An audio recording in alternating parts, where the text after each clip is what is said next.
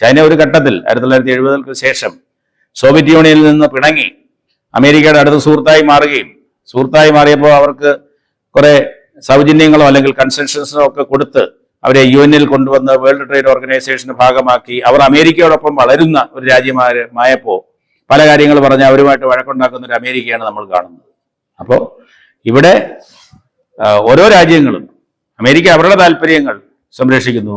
നിലപാട് മാറ്റത്തിലുള്ള മാറ്റമുണ്ടെന്ന് ഞാൻ പറയുന്നില്ല. കാരണം അമേരിക്കയുടെ നിലപാട് എല്ലാ കാര്യങ്ങളും സ്വന്തം താല്പര്യങ്ങൾ സംരക്ഷിക്കുക, അതിന് മറ്റു രാജ്യങ്ങളെ ഉപയോഗിക്കുക. അമേരിക്ക മാത്രമല്ല, ലോകത്തിലെ എല്ലാ രാജ്യങ്ങളും അത് ചെയ്യുന്നതാണ്. ഇപ്പം നമ്മൾ തന്നെ അമേരിക്കയുമായി അടുത്ത ബന്ധമുണ്ടെന്ന് പറഞ്ഞപ്പോൾ നമ്മൾ റഷ്യയിൽ നിന്ന് ഓയിൽ വാങ്ങരുതെന്ന് പറഞ്ഞപ്പോൾ നമ്മൾ വാങ്ങി.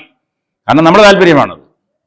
അപ്പോൾ അതുകൊണ്ട് രാജ്യാന്തര ബന്ധങ്ങളിൽ രാജ്യങ്ങൾ എപ്രകാരമാണ് പെരുമാറുന്നത്, ബിഹേവ് ചെയ്യുന്നത് എന്നുള്ളതിനൊരു വലിയ ലെസണായിട്ട് നമ്മൾ ഇതിനെ കണ്ടാൽ മതി. അങ്ങനെയാണ് കാണേണ്ടത്. കാരണം നമ്മൾ താല്പര്യങ്ങൾ സംരക്ഷിക്കണമെങ്കിൽ നമ്മൾ സ്വയം പര്യാപ്തമാക്കുകയും അങ്ങനെ നമ്മുടെ ദേശരാജ്യങ്ങൾ രാഷ്ട്ര താല്പര്യങ്ങൾ സംരക്ഷിക്കുകയും ചെയ്യണം.